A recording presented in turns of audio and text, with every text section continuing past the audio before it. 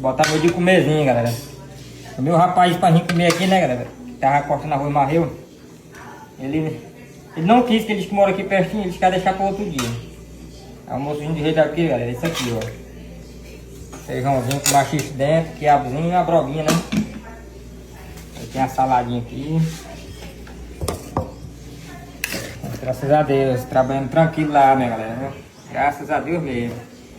E agora pegar o bandeco, né? Fé em Deus.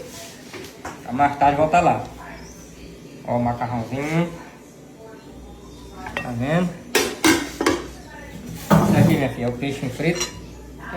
É, aquele peixe frito. É a branquinha.